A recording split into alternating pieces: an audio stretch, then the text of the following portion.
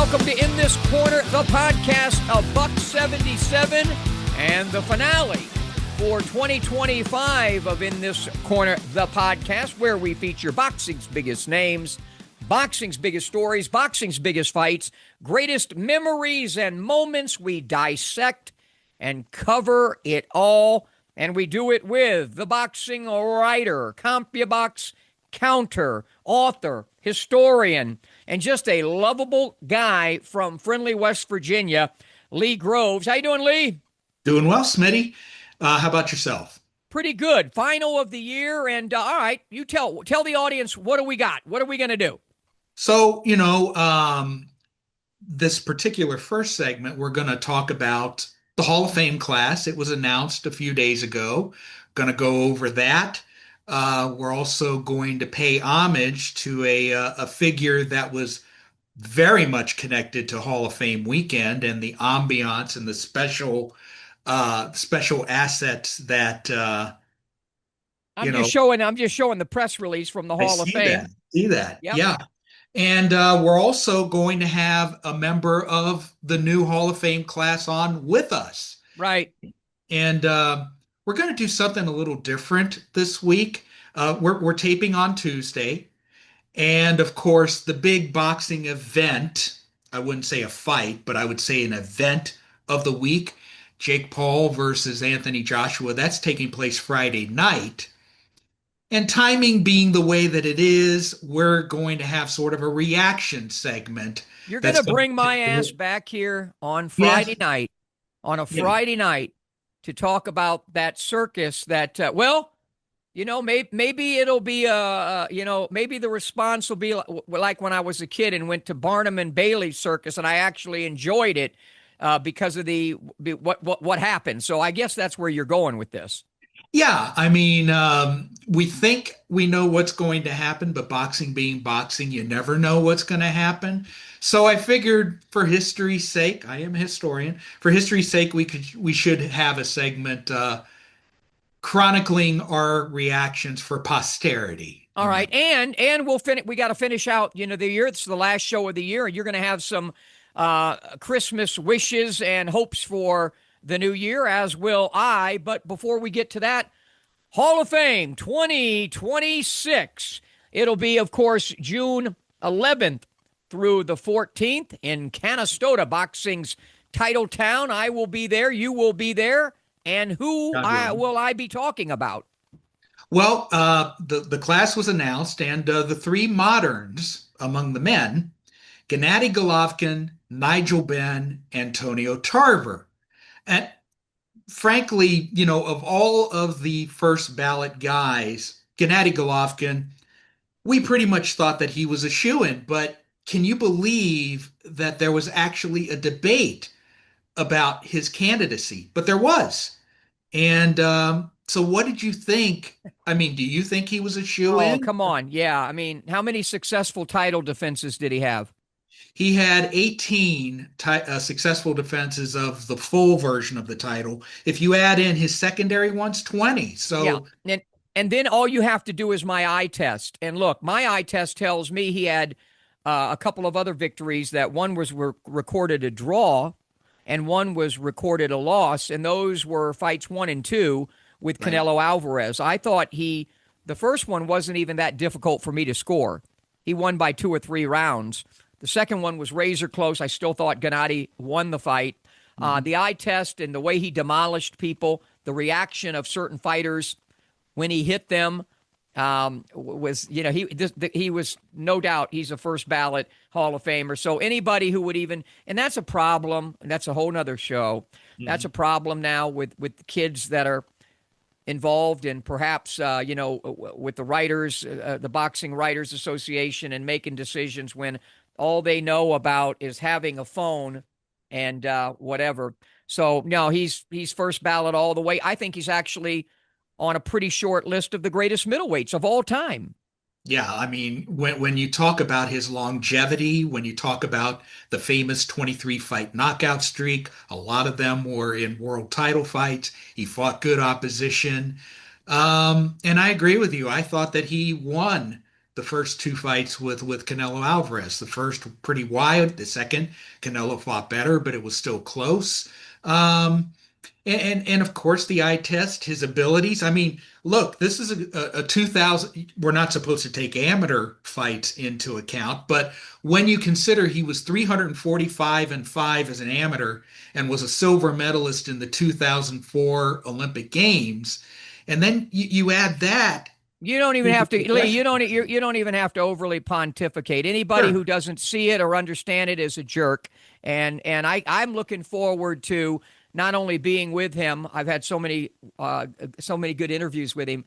He's fun to interview. But I look forward to crawling back inside the squared circle and hopefully doing an in-ring demo with him and maybe an entire show from there. But move on. Who else is going in?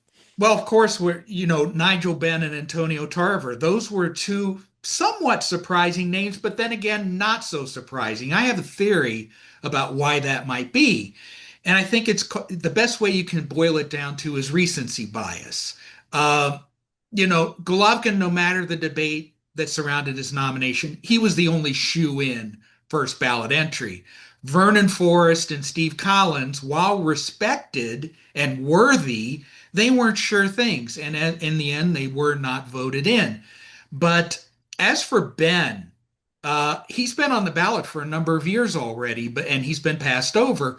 But his profile has been lifted into the front burner because of the two fights between his son Connor and Chris Eubank Jr. And so Nigel Benn's profile was lifted up. They saw what he did and they voted for him.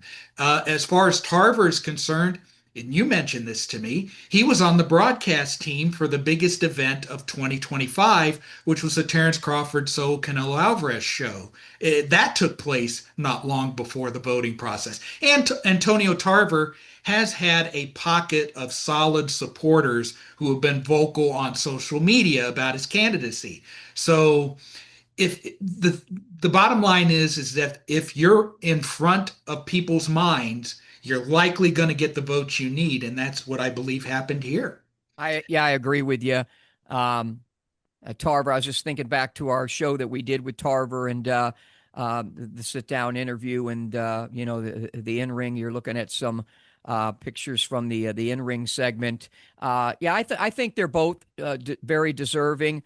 I interviewed Nigel a few times. I was actually I think the one of the last guys to interview Gerald McClellan before that fateful journey over there and what would take place in that fight with Ben. So I don't have any issues with it. But yeah, you nailed it. It's that recency bias, as you said, as we move on to a few others that were inducted. Yeah, the female moderns. Two of them were elected, Naoko Fujioka and Jackie Nava. Both of them were first ballot nominees, and their records really merited election. Fujioka, five division champion, turned pro at a very late age. She was effective until age 46. Jackie Nava, 40 wins, four losses, four draws, I believe was her record. Her resume definitely Hall of Fame worthy. The old timer was Jimmy Clabby, among participants, and I was particularly happy to hear that Russ Anber, who was on our show very recently, he got in. He's been on the ballot a couple of years, and he finally got in. Very worthy. Referee Frank Cappuccino, Jimmy Glenn got in, pretty famous for his bar. That is much beloved by the boxing community as well as his other deeds in boxing. And Dr. Flip Homansky, who will be our guest this week in our next segment. The observer category. Oh, well, one writer got in, Kevin Ioli, Alex Walu, broadcaster, researcher, ABC president. He did so much for the sport. He helped crack the Ring magazine scandal back in the 1970s with that ill-fated Don King ABC tournament that was going on there. So all in all, I thought this was a pretty good selection of people up and down the Yeah. ballot, and I'm looking forward to it. Quick comment. Russ Amber was on with us a few shows back. Swiss Army knife, a guy who's been involved in boxing, as we chronicled so many different layers. Most recently known as as a corner man, as a trainer, as a cut man. He also has rival boxing.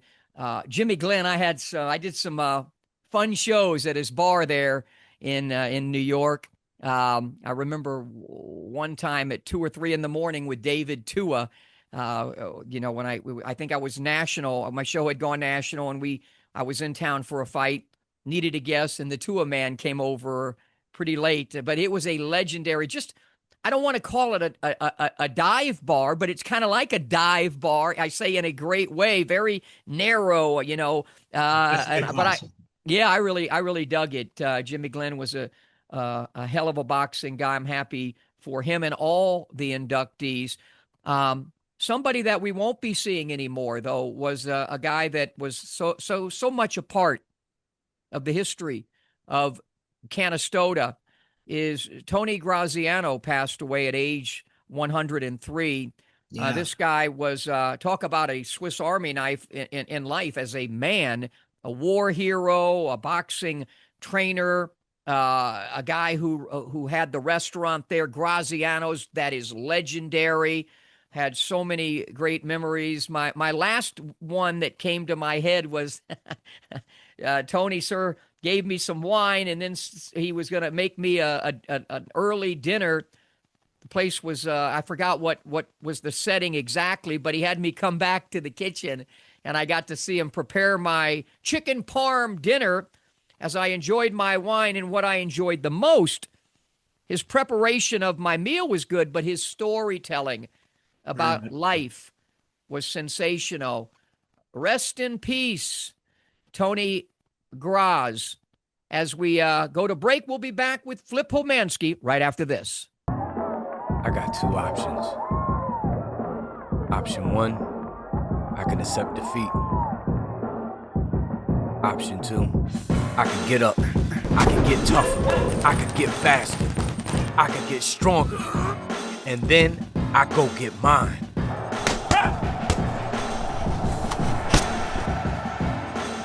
I made my choice. Have you made yours? Back in this corner of the podcast, a $177. Boxing's biggest names, boxing's biggest stories, boxing's biggest fights, greatest memories and moments. Final show of the year. And we spoke about the 2026 International Boxing Hall of Fame inductees. I'll be hosting the festivities once again, June 11th through the 14th in boxing's title town, Canastota. And one of the guys I will be welcoming aboard, and he is certainly deserving, he is Dr. Flip Homansky. How you doing, Flip? I couldn't be any better, Smitty. Yeah, I can imagine. And what we do with all these things, Lee and I have prepared a potpourri of questions for you. But for the audience that doesn't know you other than Dr. Flip Homansky, take us back a little bit, talk a little bit about, your upbringing, and then you can bring us into where you got into the sweet science. Am I correct? Were you born in Georgia? I was born on a little island off the coast of Georgia, Tybee Island. Okay. It's just south of Hilton Head, but not like Hilton Head at all. No golf courses or anything like that. It was just shrimping, crabbing, and fishing. And tell us about your childhood, and again, maybe take us into the point where you got into boxing. The road to boxing for Flip. Well, I did do a little boxing when I was a kid. I knew fairly quickly that it wasn't for me. That it was fun to punch somebody, but not fun to get punched. I went to college in New Orleans at Tulane, and then went back to Georgia for medical school, then back to New Orleans for my residency. And so I was going to go do cardiology, and I was going to wait a year, go to Vegas, make a little money, have a good time. And that was in 77. and I never left. Yeah. Once you go Vegas, you stay Vegas. Just like once in boxing, you're kind of always in boxing, as I flip it to Lee Groves. Everybody knows you as Dr. Flip Homansky, but your given first name is Edwin. Does anybody call you Edwin? No. No. So where did the nickname Flip come from? My sister called me that from when I came home from the hospital, and it's always been Flip. No real explanation there. No, no more than that. Okay. Well, take us back to the day that you found out that you were going to be inducted into the International Boxing Hall of Fame. Paint us a picture. Where were you? What were you doing? And describe what you felt when you got the news. Ed Brophy called Margaret Goodman because he didn't have my number. And he let her know. She came and let me know. And then I spoke with Ed. I have all the respect in the world for Ed. And it was a delight hearing from him. And it was a culmination of a long road that I'm happy I went down. Mm-hmm. Mm-hmm. Uh, the first time that many of us boxing old timers heard of you was in 1983 when NBC televised the second fight between Bobby Chacon and Cornelius Boza-Edwards. Now, to sort of bring people up to speed, Bobby was severely cut during the fight, and you were charged with deciding whether the fight should continue. You made multiple trips to the corner and allowed the fight to complete the entire 12 rounds. Turns out it was 1983 Fight of the Year. But meanwhile, Dr. Ferdy Pacheco, who was doing commentary for NBC, criticized your decision making. First, what factors led to you allowing that fight to continue? Well, it's funny you bring that up because that is where I made my bones. And um, I won't say it wasn't tough. It was a difficult fight, but the fight itself was majestic. I Yes. mean, give and take and punishment, but they both knew exactly what they were doing. They both had a game plan. They were at the top of their game. And my role there was to let it play out. Mhm. Sure, the cut was bad. Sure, there was a lot of punishment being delivered, but there was nothing concussive, and the cuts could be repaired, and they didn't interfere with vision. Um, and so I blocked out the noise of the crowd. I didn't know what Ferdy was saying. Mhm. I later got to be friends with Ferdy's daughter, but I was never friends with Ferdy after that. So I respect him as a family practitioner in Miami, but not his expertise in the boxing ring. Well, I remember you giving a post-fight interview and explaining what you did, and you thought the cuts were bad, and you thought that they were going to get worse, but they didn't get worse. They didn't open up as much as you thought that they would, given the punishment that was being meted out. So, since they weren't getting measurably worse, the fight continued, and it ended up being what it was. You were surprised by that, if I recall correctly. I was surprised, and I think it was my first lesson in how important a good cut man can be. Mhm. And in that situation, um, a good cut man anticipates what needs to be done, and he is doing it 3 seconds after the round ends. And you see so many bad cut people now, but Yeah. that was back in the day of the heyday of the cut man. Yeah, indeed. Pacheco received significant blowback for it. A lot of people thought that his commentary was overwrought, so much so that he was dubbed by some as the fright doctor instead of the fight doctor. How were you received by the public following that match? You know, I didn't appreciate the enormity of what was going on in television. Mhm. I just appreciated the beauty of the fight. Mhm. And it was an awesome night. I obviously listened to it afterwards and understood, But to be honest, his comments were fairly absurd. Mhm. He started going down one avenue and he couldn't bring himself back.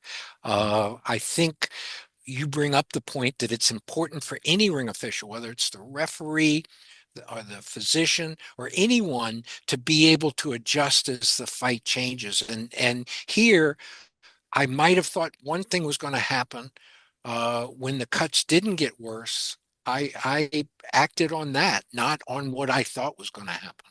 Correct. And there was another fight in which you played a role, and that was Holyfield Tyson 2, known as the bite fight, because Tyson bit off a chunk of Holyfield's ear. You were the one who examined the injury and allowed the fight to continue. What factors led you to that decision, and what do you recall about that night overall? Every single second of that night. That's what I recall. Um, I advised Mills that the fight could continue, Right. and I let Mark Ratner know at the same time. And the reason is that I was called in not on the moral or ethical implications of what Mike had done. I was called in to evaluate the ear and evaluate Holyfield. And that's what I did in the most efficient manner and the quickest that I could. And my determination was there was nothing medical Mhm. that would stop that fight from proceeding. What should have been done at that point in terms of should the fight continue, should it not continue? Medically, it should continue. And that was my decision. You know, it's Mhm. interesting. Two Georgia guys, you and Mills Lane, and of course Ratner was there. I was ringside at the fight.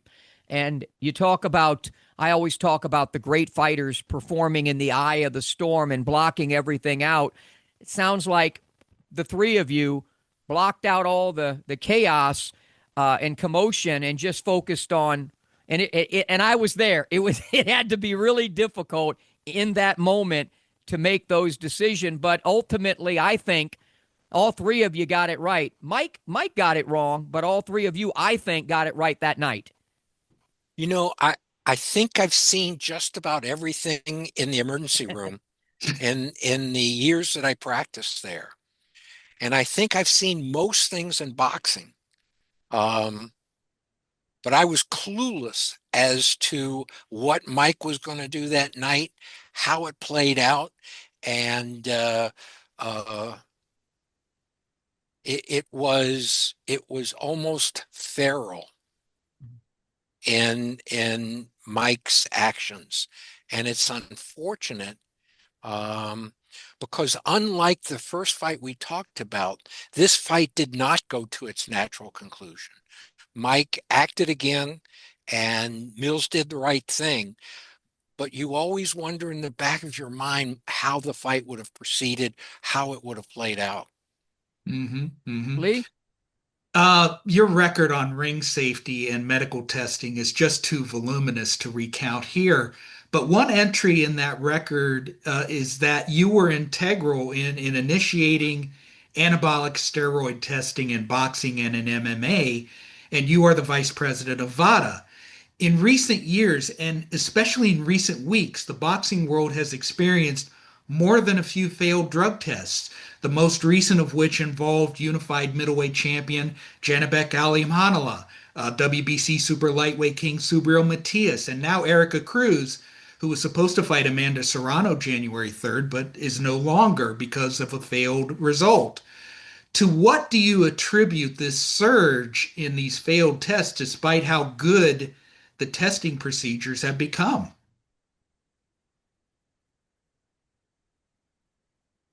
The fighters listen to these people around them, Mhm.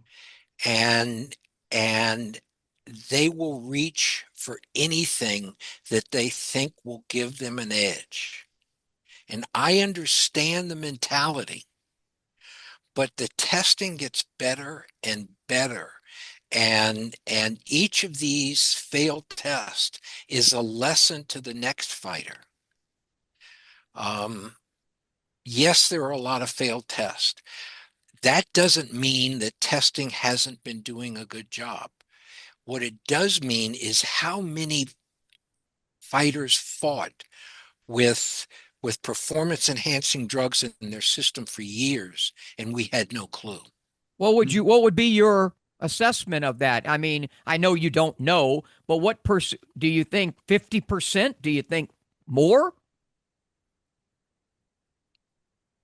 Someone said recently that on the PGA Tour, there is almost no one who's not doing some type of performance enhancing drug to get them to hit the ball not in front of the bunker, but past the bunker.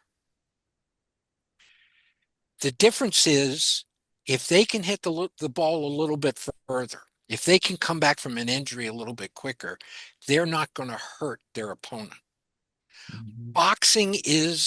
Boxing and all unarmed combat is the sport where we've got to be most attuned to performance enhancing drugs because of the damage it can cause. What's my guess? I've been told that in gyms all around the country, in Mexico, in America, now in Eastern Europe, um, they're accessible in almost every training gym. So the answer is obviously testing, but the real answer is more education. It's the fighter knows right from wrong, and it's education that's going to make the difference, and that just needs to continue. When we had Victor Conte on, the late Victor Conte, he said that for everything, basically positive that you folks are doing, that there's people working on the cheating side of it, trying to be able to cheat the system. He acted like that was fairly significant number of people that were trying to do that. Do you agree with what he said there? Absolutely. Yeah. Absolutely. We're chatting with Dr. Flip Homansky. He will be inducted in boxing's title town, Canastota, June 11th through the 14th. Lee, I know you got a few more questions. One is, you take a look at box record in any single day, there are fight cards that are going on around the world. Of those cards, how much is testing being made available on these cards? Yeah. Like I, I 10%, 20% of all fights that are taking place? you bring up Eastern Europe. I could bring up Texas or Florida. I probably am not being politically correct to mention those two states, but the inadequacy of testing is worldwide, and there are lots of problems. The cost is a factor. It really is difficult on the fighter because the only way for testing to be effective is that it needs to start out of competition and it needs to be unannounced. The old days of let's get a urine specimen the night of the fight, that's 1960s, 1970s. So it's obtrusive, it's expensive, it's difficult, it's mandatory. It has to be done, and we're moving more in that direction, but way too slowly. Mhm. You have also lent your expertise to other sports. And one item that caught my attention was that you reportedly consulted with Hall of Fame quarterback Steve Young just before he announced his retirement because he suffered so many concussions. Could you tell us about that experience with him? Yeah, you know, boxing would give 30, 60, 90 days after someone was unconscious. Someone took a head blow that was a real KO. Mhm. And that's been for quite a while. Uh, uh, there was no question that the brain needed time to rest. We all know now about second impact syndromes and all those type of things. But it was the NFL where you could see a quarterback or another player knocked to the ground, get up and start going in the opposite direction from where their team needed to proceed. And they just said, oh, he had his bell rung. Right. And they might take him out for a set of downs Mm-hmm. for 4 minutes and then put him right back in the game. So I did talk to Steve about that, and he did the right thing. I think also Roger Staubach, he still had a few years. He was 38, but he still had a lot of several good years left in him. But he also retired from the sport because of head injuries. It if you were given the power to fix what is wrong with boxing from a safety standpoint, what would you do and why? Another politically incorrect statement. Okay. A federal commission. Mm-hmm. I've heard, I was friends with John McCain, and we didn't agree on everything, but we agreed on the need for a federal commission. And I think if John McCain had lived, we would have had a federal commission. The Wonderful Ali Act, he helped nurture that. So that would be my first, number one, a federal commission. Not that I don't respect what the state commissions are doing, but I think there needs to be more uniformity. I think there needs to be more strength. The ABC wasn't able to do it, the American Association of Boxing Commissioners. The states aren't really at times able to do it. And the reason the states aren't always able to do it is if a state makes certain decisions, then the fights just go to another place. Mm-hmm. Where the fight is held is fungible. It used to be that the fights had to be in Vegas because this is where the money was and this is where the arenas were. Well, now it could be Riyadh. It could be anywhere in London. It could be at the Hard Rock outside of Miami. So the fights are fungible. They can be taken anywhere. So I think the need for a federal commission would be a good first step. That they went from 15 to 12 rounds. That they made sure the number of ropes in the ring. That they enlarged the area around the ring so someone couldn't fall out or hit their head. There've been lots of improvements in boxing. There's lots of physicians and administrators that care about the fighters and have done a great job. I just think there needs to be the next step at this point. Margaret and I, for many years, we've talked about this subject. When they got away from the same day weigh-ins, I totally get why they did it. I only fought professionally for about 4 or 5 years, and I was one of those little guys that had to come in the day of the fight and weigh in. It was a pain in the ass, but we made it work. And back then, when fighters, what they were supposed to do is if you reached, you couldn't make the weight anymore. That's why they added different catch divisions, like super and junior. But my concern of what would happen, in my opinion, has happened, and that's where people now taking advantage of it. You weigh in the day before, and then you got a guy that's supposed to be fighting for a middleweight, even a title, and if he actually weighed in the day of the right before he went in the ring, he'd be 180 pounds. How do you fix that? First off, I was in favor of the weigh-in being moved to the day before. And I was wrong. I was absolutely wrong. My thinking was good in terms of the pathophysiology of the weigh-in and rehydrating and what's best on a cellular level.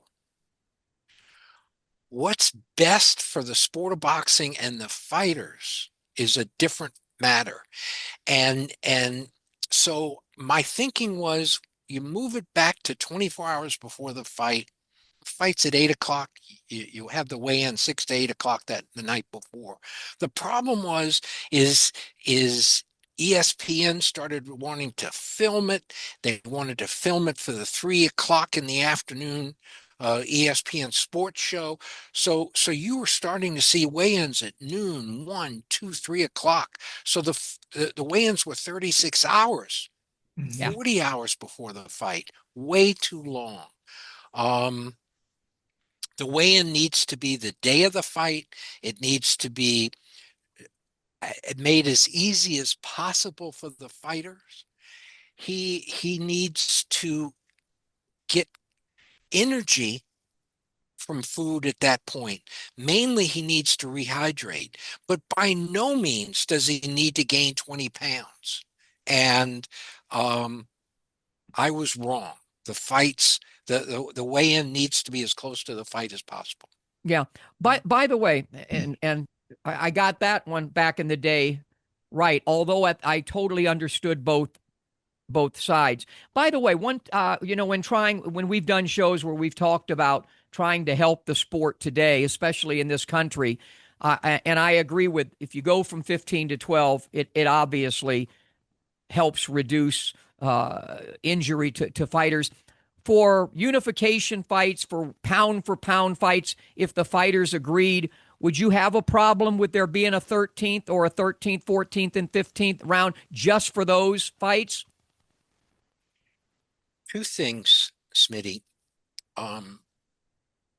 It's not that I saw deaths or more injuries in the ring in the 13th, 14th, and 15th round.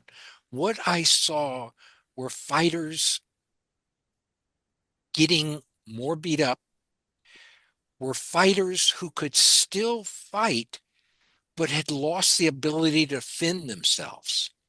They were dehydrated, they were weakened, and so their defenses went down. They could still throw a great right hand, But they were fighting but on instinct. They're fighting on instinct. correct, and they Yeah. couldn't defend themselves. The ability of the neck muscles to prevent that right hand to the temporal region from doing any real danger, it was gone. The neck muscles couldn't hold up any longer. So that was why.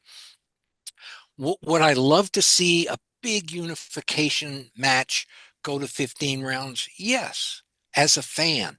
But the problem is that fighters need to prepare. You can't take a 4-round fighter Yeah. and immediately put him in a 10-rounder. So you take a kid who's only fought 10 and 12 rounders for the last 5 years and now have him start in a 15 rounder. So I think it would be unfair. My answer is no. I would keep it at 12 rounds. You know, I always call fighters the most common and uncommon of all athletes, and I describe boxing at its best as artistic brutality. How do you describe the fighters and boxing, given where you're at now at this point in your career? That's a great way to describe it. In my own mind, I always thought of a fight as an opera, as these two contestants up on a stage, and you want to see the background noise. You want to see how they come in, how they're dressed, what their emotions are, what their eyes are, how they look at their opponent, just like the people on stage on Broadway. And then you see how each act plays out, whether it's a 4 act or a 6 act or a 12 act title fight. So yeah, I mean, if you really watch a fight to score it, it takes an enormous amount of energy just to concentrate for those 12 rounds in your own head, trying to score it every round, trying to be right, and to watch the action in the ring. So think of the energy these two fighters are expending. It's beautiful. Yeah, that's well said. I don't want to take away too much of your induction speech. I'll be there, of course, in June. But just, and you're not done. Two things. What do you want to do from this point on? And answer that one first, and then I'll have the finale for you. Well, luckily, I've got the opportunity to work with Margaret and Vada. Uh, I hope that it can continue to be a touchstone for other drug testing and for other organizations to look to do the right thing. And that's really my involvement at this time. Uh, I was at the International Boxing Hall of Fame when she was inducted, and it was thrilling. Um, so I'm just looking forward to riding in the parade in Canastota, to be honest with you. And with that, I'm not even going to ask the final question because I think I'd rather you save your words for June 14th.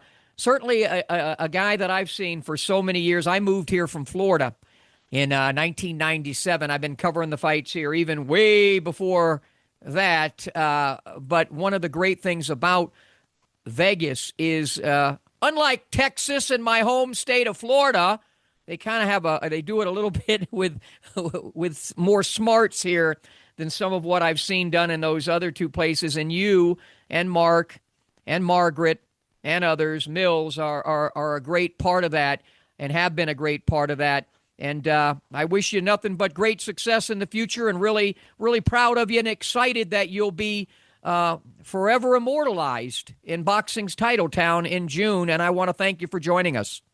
Smitty, if I can make one more comment, I'm sorry. Yep, go Is ahead. just one more person to add in there is Chuck Minker. Oh, yeah. Because Chuck, there was so much I learned from Chuck, and so much appreciation for the fighter as an individual, so much ethics in terms of how we deal with these kids. I wouldn't want it left unsaid that he was one of my mentors. All right. Dr. Flip Homansky, we're going to take a break, one final break, and then we'll come back with the final segment for 2025 in this corner of the podcast. We'll be back. I got two options. Option one, I can accept defeat. Option two, I can get up. I can get tougher. I can get faster. I can get stronger. And then I go get mine.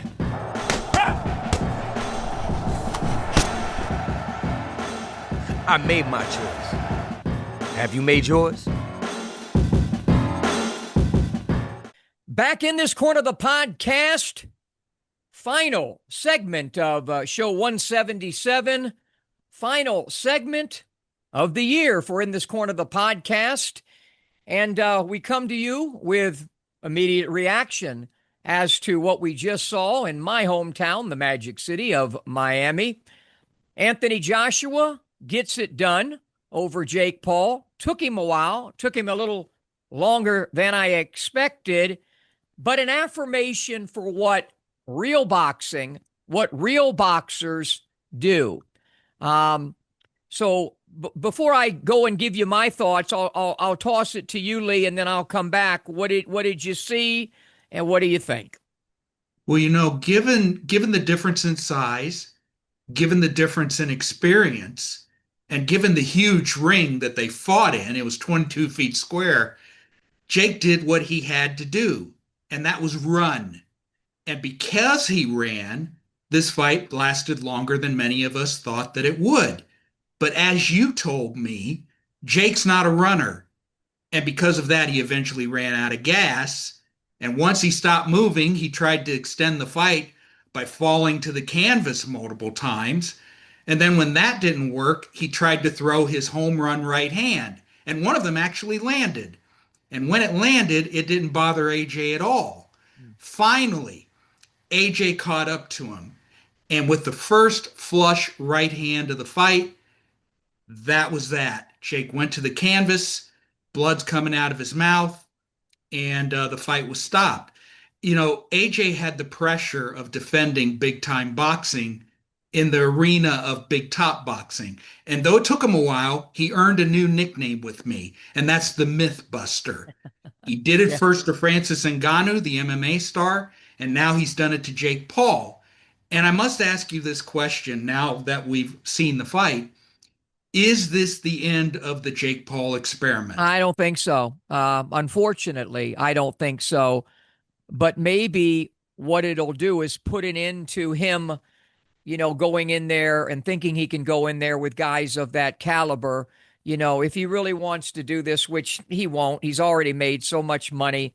And if he goes, I can pretty much guarantee you, without casting aspersions, if he goes somewhere where they have to do VADA testing, I Mm, think he'd be in trouble. And you folks can figure out what I mean by that. But you, the pressure for AJ, the pressure had nothing to do with Paul. Paul wasn't even in there on the mind of AJ. It was the weight of boxing, the weight of especially people like me. I would have never worked that broadcast tonight. And I'm telling the truth. They could have offered me a boatload of money and I wouldn't have done it. The reason I wouldn't have done it is because of and well, let me give a little asterisk. If they had said that I could say what I want to say, right. but the point is it's a mockery. Jake Paul has made a total effing mockery of boxing for the years he's been in it. He hasn't. For people who say he's brought all these eyes to the sport, he's brought all these eyes to him. The same people that watch his YouTube shit for all those years watch him. All kinds of kiddies came out there in my hometown of Miami. They weren't the people that came to the Tuesday night fights on Miami Beach with Gomeo Brennan and Florentino Fernandez and Louis Rodriguez and Frankie Otero and eventually Muhammad Ali and others. It was a show. It was a sideshow. The whole damn thing, from the ring announcer to all the pomp and circumstance, it was a show, like you call it, big top boxing. Right. AJ, to his credit, eventually got it done. What I said to you right before we hit record, if he had just used his powerful jab to the shoulders, boom, boom, then dropped the right, then came back, he would have finished him earlier, but took him a while. He's been off a while. Sure. Weight of the world. Congratulations to him, to AJ, and congratulations to boxing. It was a good night, and I wish it was a good night for Jake Paul. By the way, on the telecast, Mauro Ranallo, he's not my favorite blow-by-blow guy of all time, but he did a good job tonight. He told the truth. It was Jake Paul clinging, grabbing, pulling. There might have even been another knockdown that they could have called, and it was all Jake Paul trying to not win, but survive. But but there will still be those who will say, well, he showed heart and balls and whatever. But again, bottom line, good night for boxing.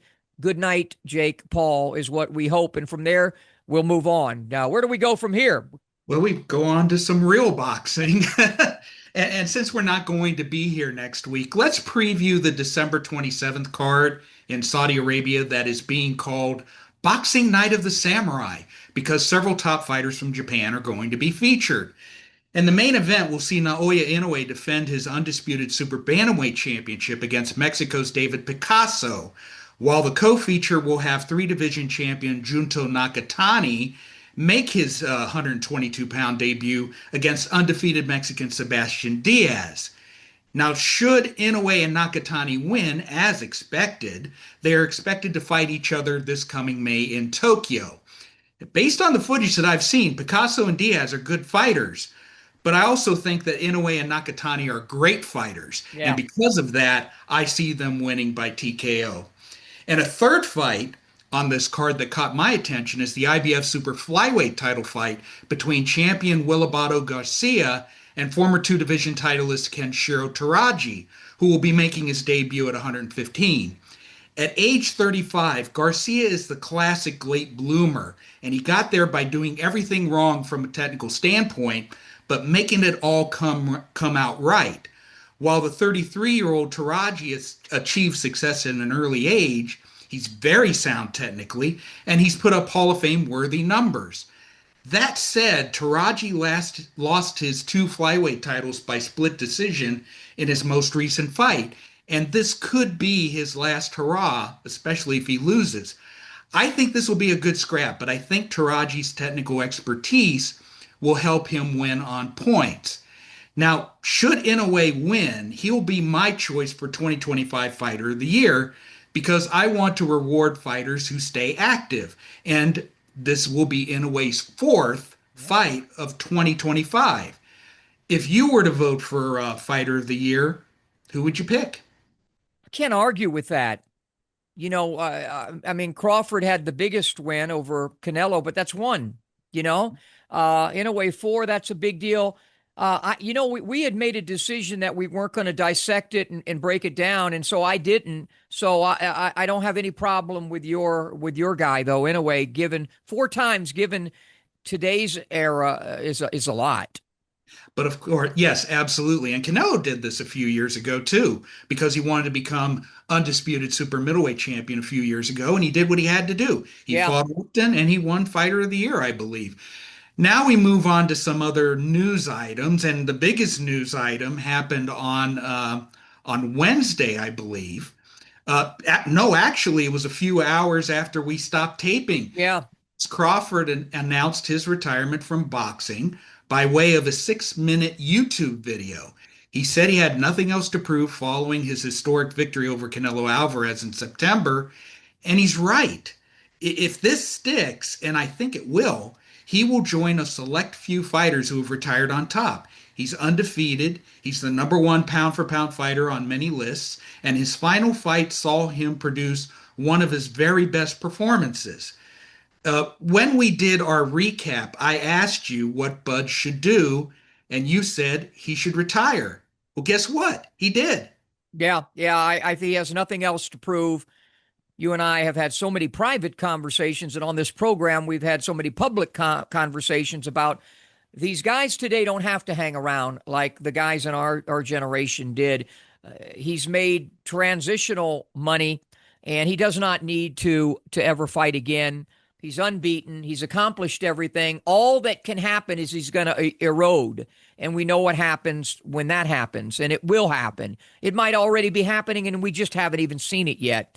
Crawford beats to a different drum. He loves boxing so much. I mean, my gosh, he was even hanging out with our guest a few weeks ago, Nico Ali, in Dubai in his corner. He loves the sport. He'll stay involved in it. His next ring appearance should be with me at the International Boxing Hall of Fame when he gets in 3 or 4 years. So I do want to say, though, and I know you're going to lead into it, we were going to talk about what happened with him and Mauricio and the WBC. He didn't pay his sanctioning fee. I'm going to just make this brief because I'd rather it more to be about his retirement. Yeah. But my thoughts were that Bud could have handled it a little differently. I get what he's saying and what he does. As I said, he beats to his own drum. But he did utilize the WBC to get that belt, to be the unified, and that got him more money. And Mauricio, lowered the price. I think what he should have simply done was paid what Mauricio asked for, and then said, hey, I'm done with this crap. I ain't doing it no more. Here's your money. I'm done. But he chose a different way. I know you were going to ask me that. I just wanted to get it out of the way. But let this be about Bud. If you are done, well done. Well done indeed. And moving on to the next part of this segment, I'm going to do a couple recaps. And you mentioned Nico Ali Walsh, who we had on with us earlier this month. And during the show, he told us that he was about to fight again, but he couldn't tell us when and where. Well, now we know. On December 12th in Dubai, he won a 6-round unanimous decision over Jeremiah Sawada. I saw the fight live, and I thought he fought pretty well. I had a 58-56 for Nico, and he showed improvement. What do you think? What I saw, I didn't watch the whole fight. I didn't watch. He looked better. His fundamentals were better. And he wants to stay in the game. I like I told him, I think he's accomplished enough already because I don't see championship material in him. But it's not all about champions. He's fighting for different reasons. The Ali legacy, that guy right there, him being the grandson. So I wish him well. We'll get him back on, and I wish him well. I thought he won the fight, though. Yeah, and also on Wednesday, Nonito Donaire, the WBA interim bantamweight champion, traveled to Tokyo to challenge the full WBA champion, Seiya Tsutsumi. It was a tough competitive fight, and Nonito did very well early. In fact, he cut and staggered the champ in round 4, but Tsutsumi ended up retaining the title by split decision because he mounted a rally in the final 4 rounds. But it was very close. I did a punch count on it afterwards, and the separation was only 5 total punches over 12 rounds. So he was very competitive. Yeah. What are your thoughts on Nonito? You already know what I'm going to say. You know Right. what should he do? Ride off into the sunset. He is a first ballot Hall of Famer. He's one of the greatest fighters in the history of the Philippines, and that's saying something.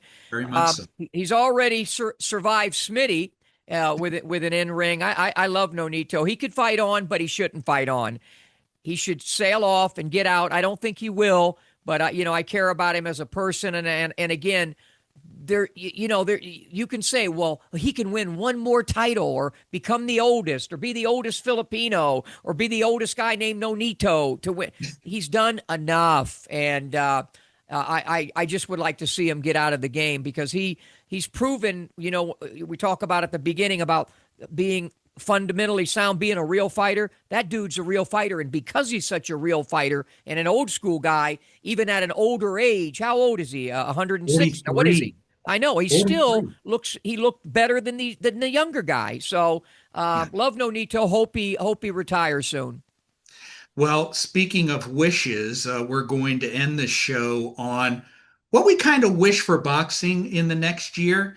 And as for me, we both agree boxing's a mess in the United States. And I think tonight's result might be the beginning of some healing in that regard. But there's much more healing that I think has to take place if boxing is to regain any semblance of its former glory. My wish is that the powers that be will shift their focus from chasing the next dollar to growing the sport so that it will be attractive to this generation and be attractive to this generation for the right reasons, not because of an influencer that moved into the space that real boxing abandoned decades ago. Yeah. That means excellent matches on a regular basis. That means cooperation between promoters, managers, and platforms. It means telling the public who the stars are and why they're stars, and then having those stars fight on a regular basis so they don't get forgotten. None of this is going to happen unless those in power have the will to do it. So my fondest wish for next year is for them to have that desire to help our sport grow. It needs it, and it needs it very badly. What is your wish? Well, I don't know if I'll give a wish or not, but you mentioned that a guy like that, an influencer, moved into that space, and it's not just Jake Paul. It's redneck boxing, bad boy boxing, shitty boxing, more shitty boxing, bare knuckle boxing. That space was created because, the foundation wasn't being secured. With a house, you have to, especially if you live in an area, like Dazzling Dawn there in Washington, where it rains all the time. Right. People who own homes there have to, every few years, deal with their porches and their foundation so that it doesn't erode and become weak. And boxing has eroded and eroded and eroded and eroded, and it's become a sideshow. And I've always said that boxers are the most common yet uncommon of all athletes. They're just so different. Saw Rory McIlroy at the fights tonight. You think that could ever happen in golf? You think it could ever happen in tennis? You think where somebody, an influencer, could come in and perform at and be at that level? That's the problem. And because I have so much respect, because I tried it, and I was a better athlete than Jake Paul and a better boxer than Jake Paul. And I realized right away, those little Cubans taught me in Miami that I was not at their level and started too late and didn't have an amateur career and all of that. Boxing is is something special. I've always said that, there's that cool thing where nasty meets nobility. And now it's just all nasty and crazy, and we've lost the nobility in many ways. I'd like to see that come back, where you really can try to have four kings again. Can you have a Duran and a Hearns? Can you have Duran and Hearns and Leonard and Hagler again? I'm thinking out loud. Are there, we have some really good fighters out there like that. We could name four guys like, those four. Maybe not as good as those four, but there was something special about Hagler and Hearns and Leonard and Duran as athletes, as fighters, as men. They had their flaws, but again, they could be nasty, but boy, did they have nobility. And I think that's what we've kind of lost, and that's up to boxing. To you and I can't fix it. All we can do is continue to talk about it and bring honesty to the sport. So it's been another great year having you. My fighter of the year may not be you, but you're the performer of the year because you have upped your game in podcasting to another level. So congratulations on all of what you've accomplished doing this medium, maybe not fighting, but talking about it at a level that nobody else can. I think what we do is, we're at a pretty high damn level. So anyway. Well, I had a very good teacher. Yeah. So to you and your family and everybody out there, happy holidays, and we'll see you in 2026. So long, everybody.